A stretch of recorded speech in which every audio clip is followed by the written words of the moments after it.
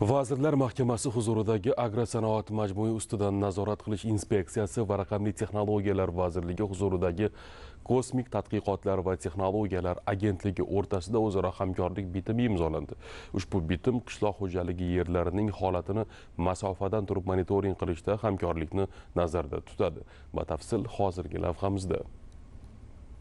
O'zbekiston Respublikasi Prezidentining 2024-2026 yillarda iqtisodiyot tarmoqlarida aerokosmik texnologiyalarni joriy etish chora-tadbirlari to'g'risidagi farmonida sohada qishloq xo'jaligi sohasida aerokosmik tadqiqotlar ko'lamini kengaytirish vazifalari belgilangan bo'lib, ushbu hamkorlik bitimi ayni yo'nalishdagi ishlarni jadallashtirishga xizmat qiladi. Xususan, memorandum sun'iy intellekt imkoniyatlaridan foydalangan holda qishloq xo'jaligi yerlarini holatini masofadan turib monitoring qilish imkoniyatini beradi.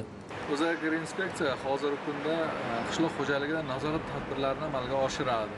Albatta bu tadbirlarni amalga oshirish uchun raqamlashtirish, yangi texnologiyalardan foydalanish o'z samarasini beradi.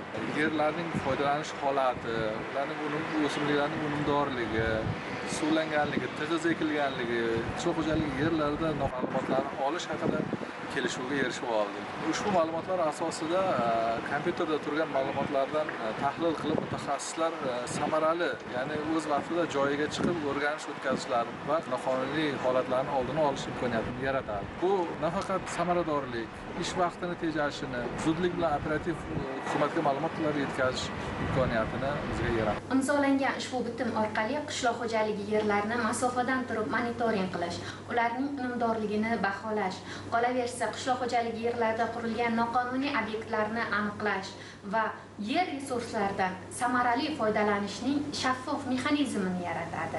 Qayd etish kerakki, memorandum doirasida amalga oshiriladigan kosmik monitoringlar katta va yetib borish qiyin bo'lgan olis hududlarda yer usti tadqiqotlari bo'yicha ma'lumotlarni olishga imkon yaratadi.